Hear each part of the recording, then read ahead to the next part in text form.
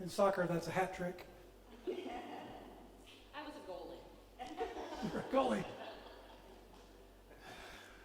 Would you pray with me? Holy God, we are thankful to be here together.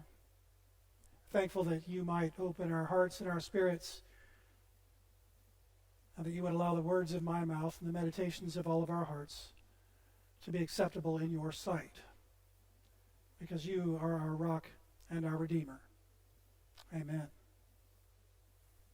Well, did you ever get a new device, maybe a phone or a TV or a tablet or a smartwatch? People are getting those these days. Or a toaster? Not a smart toaster, just a regular old dumb toaster. The kind you have to push down with your fingers. You can't say, Alexa, make the toast. Somebody's toaster at home just started making toast. They come with a thing either on paper or sometimes, a lot of times now it's digitally in the thing called an end user license agreement. You've seen it. I know you read them carefully. Memorize what's there. I see an attorney over on the far side nodding his head. Yes, we craft those carefully. Right, bud? Yeah. We don't read those. If it's with your toaster, you put it with the box in the recycling, probably. And laugh a little bit about the part that says don't use it in the bathtub. Even though if it's there, it's because someone did. It would make soggy toast if you did it why would you do that? We don't read them. We just hit accept at the bottom because we want to get on with it. Right? In 1984, Susan and I purchased our first home. I had graduated from seminary the first time. Good things take time. And we bought a little house in Reynoldsburg. And it was an affordable house because I had just graduated from seminary. And we had a little job and our little life and our little family. Our son was not yet one. And we found a house we could afford that we could work on. The man who had lived there had passed on. His son now had inherited the house and wanted to sell it.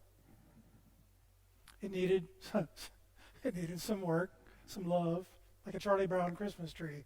It needed some love. We were willing to take that on because we were young and foolish. We got to the closing. We're sitting in this room with a person and a pile of paperwork like Mount Everest. We're going through the paperwork, and the seller realizes partway through that because of the costs of selling, was points or closing somewhere in there, he wasn't going to make his money back on the loan he had taken on the house in between inheriting it and selling it. And he tried to back out. Susan and I panicked. I was 25. I had no idea what I was doing. Those of you who are doing math can know I'm going to be 59 later this month. We didn't know what was going to happen. This house is not a palace. And it was the next stage in the dream for us. We're going to raise family there, do the things. We'd already figured out which bedroom was whose and what we were going to do and all the things. And, oh, no, I can't sell it because, he's not telling us exactly why, but it wasn't easy, it wasn't hard to figure out. Well, in the state of Ohio at that time, the seller couldn't back out. The buyer could at that point in the process.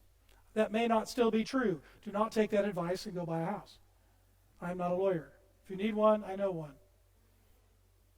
Thankfully, our real estate agent said, maybe you should bring a lawyer because something feels funny about this. And we had engaged someone who came with us, who knew right away what the fine print says, and said, you can't back out unless the buyer lets you. And he looked at us. I'm a nice person, in spite of what you may have heard. And I kind of wanted to, I don't know, this guy's in a tough spot. But I want my house.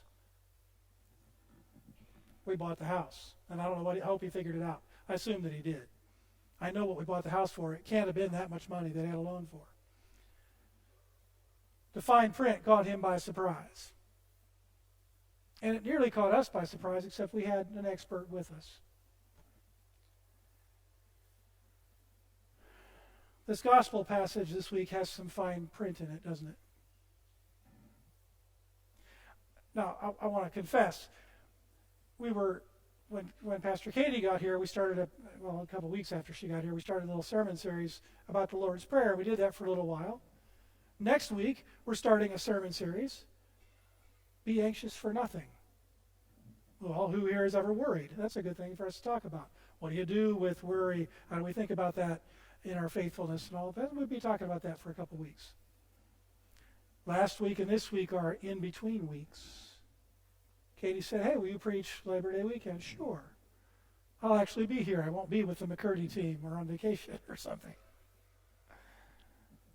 What do you want to preach? I don't know. I'll do the gospel passage from the lectionary for that week. I said that without looking at it. Hank, you ever do that? Sure, I'll just preach this. What's it say? So here we are, Labor Day weekend. Some of us will be gathering with our families this weekend. I've seen some families together this weekend. And obviously visiting and doing. It's a 3-day weekend. Sometimes families do that. Sometimes families choose to take a 3-day weekend and avoid being with their family. That's your story. If you want to talk about it, we can. I've done both. But here we are on this sort of family end of summer weekend with a passage that says, oh, you want to be a disciple, do you? You have to hate your family. You what? What did I sign up for? Is it too late to change? No, it's too. I don't want to do that to Courtney, to the scripture tellers. Did you memorize that? Oh, now it's this. I've done that, but I try to be sparing about that.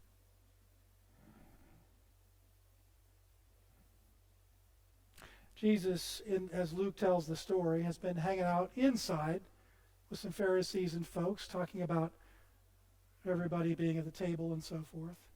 Now he's moved outside, and so it's a public, instead of the inside private conversation, kind of the insiders, the executive committee. Now he's outside and it's public.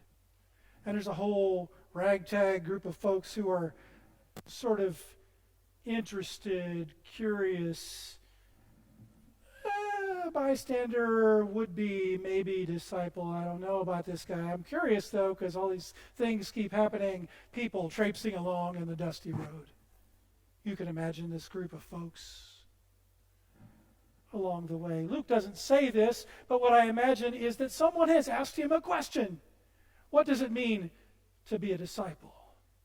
Can I be a disciple? Is there an application if I want to be a disciple? Do I have to go online, or is it on paper? That's funny. They couldn't go on, never mind.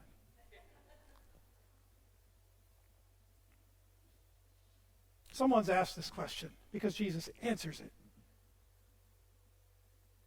Or maybe he's somehow doing the magical mind-reading trick.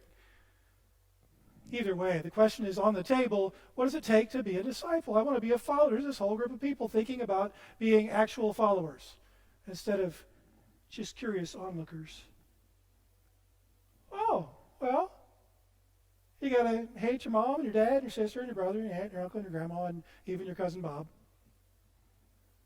Even your own life. If you want to be my follower, my disciple. Really? This is the same person who said love God and love your neighbor, but hate your family? Really? Huh. Even your own life? He talked about, life more abundant. It doesn't sound abundant to me to hate my own life. On the surface, this creates some questions. He goes on, take up your cross if you want to be my disciple. Now, as a person who went to seminary, I have a question about this spot. You might have thought of this question as well. Luke is telling this story. Now, in Luke's story, along about chapter 9, Jesus turns his face towards Jerusalem. He's making that last journey on his way, ultimately, to the cross. And now here we are in chapter 14, so we're part of the way there. And he says, take up your cross. But he hasn't done that yet. So what kind of sense does this make to the people who heard it? Or if you really want to ask seminary questions, did Luke add that in? Because he's writing this after it's all happened. So Luke knows about taking up your cross, but did Jesus' followers know about that? That's a fun little rabbit trail. I don't want to take it too far. But there it is. Maybe, well, a cross was not an uncommon form of execution. Maybe the saying, take up your cross, is just a way of saying something.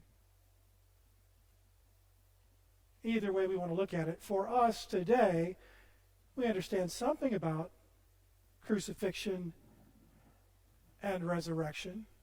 We know that resurrection can't happen unless something dies. We see it with dandelions all the time. I have a friend who calls them resurrection flowers. If you can't fix it, feature it. Right?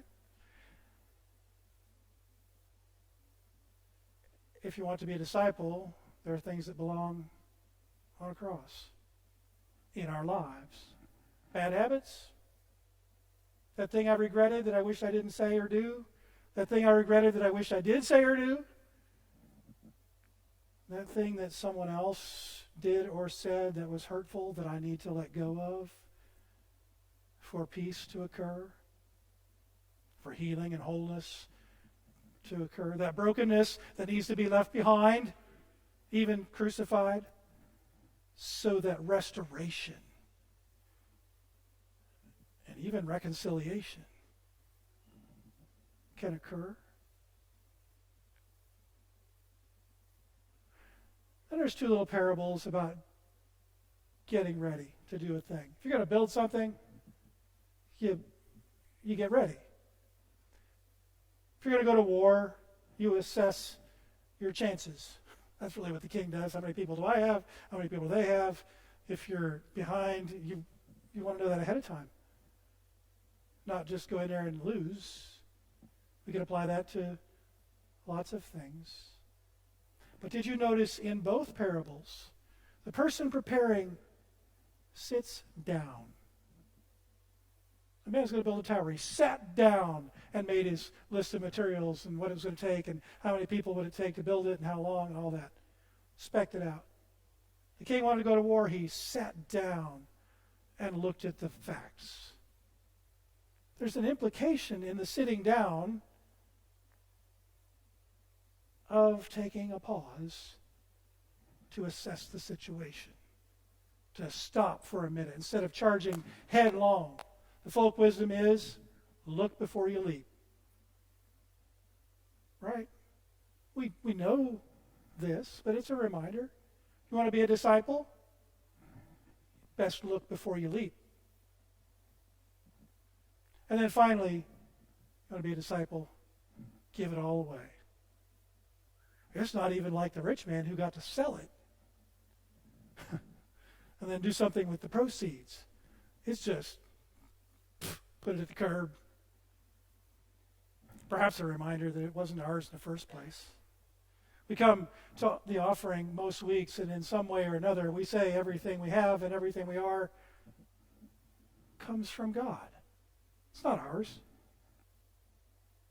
Sometimes we brag about being, a self-made person. Well, I did all the work, and I did the things, and look at me, I'm the vice president in charge of investor relations, and blah, blah, blah. That's great. But you had the skills and the ability and the energy to do that because God gave it to you. So are we self-made, really? Oh, we participate. We've been given skills and abilities and brains and hands and feet so that we can do things, and we're expected to do such a thing. We don't sit back and say, well, everything comes from God, so I'll just sit over here and wait for it to arrive. That's silly.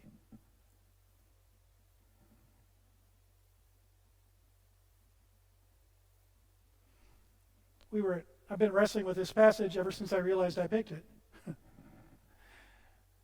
I'm trying to think, what do you do with that? We were at McCurdy Mission last week. The last 2 Sundays, I was with the McCurdy team. Traveling, being there. And a week ago, 2 weeks ago, what day is this? 2 weeks ago on Sunday, we were there at the guest house, and Manny comes to see us. Manny is the brand new maintenance dude at McCurdy Mission. And by brand new, I mean that when we met him, he was starting his third week. He doesn't know where the hammers are. Because the shop is, people have been picking things up and putting them down wherever, and all that. Because there's been a pandemic there, just like here. They depend on work teams to do lots of maintenance work at the mission, and work teams haven't been able to come because of taking good care of the kiddos that are part of what McCurdy does and all the precautions. So we were one of the first we were the first work team Manny had the opportunity to work with. We broke him in good. But as we were talking on that first day, where are you guys from? From Ohio, from Columbus, from Westerville. We're explaining where this is. He said, really? Yeah, did you drive here? It felt like it, but no. We flew to Albuquerque and drove there.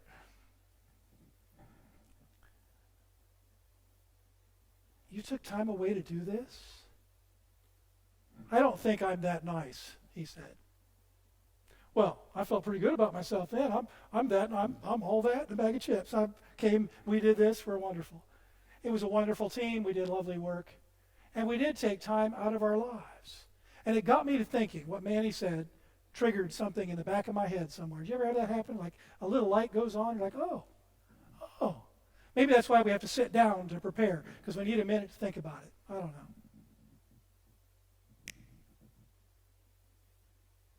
This is a list of symptoms, not requirements. If you're my disciple, you won't let your family circle be your whole circle. But we'll open the circle and make it wider to include Manny from New Mexico and Willie from Cuba. Willie was here at 8:15 in the back. He's doing a tour of churches, as he does from time to time. Maybe my circle will widen if I'm a disciple to include someone who thinks differently than I do, or who voted for a different person, or who believes a different thing about X, Y, and Z. I have people that I cherish who are friends with whom I agree about very little. And it doesn't matter,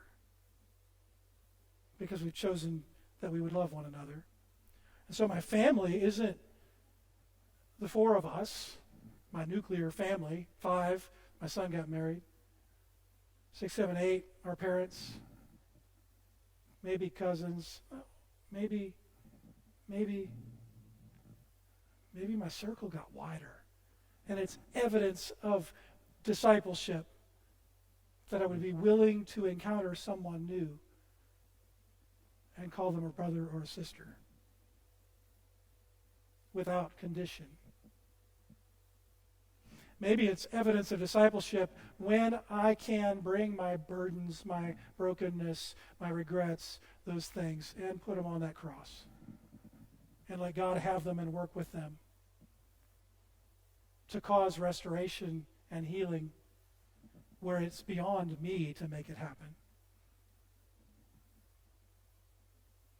Maybe it's evidence of discipleship when I begin to realize this life is a gift.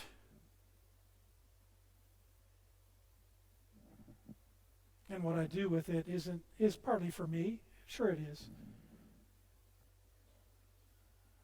But really it's because God gave us the gift to enjoy. And when I notice that, the gift is that much sweeter.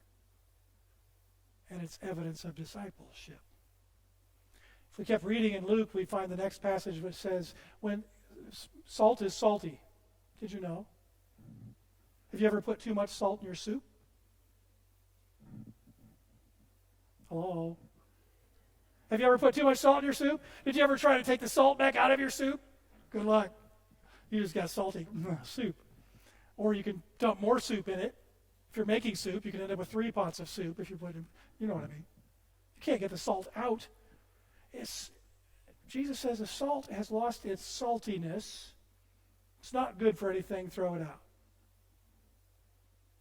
Now, I've never found salt that wasn't salty, have you? Probably not. Now, there's an argument that says Dead Sea salt, if things happen, might not taste salty, and there's a whole story there. I don't know. It's 2022. My understanding of salt is that it's always salty. The identity of salt is that it's salty. Are you with me? This is what salt is. If salt were to forget what it is, if salt were to forget who it is, then it wouldn't be salty. Our identity is to be disciples. It's important to remember and not to lose our saltiness. That's the gift. And in pursuing the gift and being disciples and being people who learn and grow and struggle along the best way we can, because that's what disciples are, we make it possible for God to finish the work and do the work. And it's the finished work that we celebrate in our saltiness. It's also that finished work that we celebrate at this table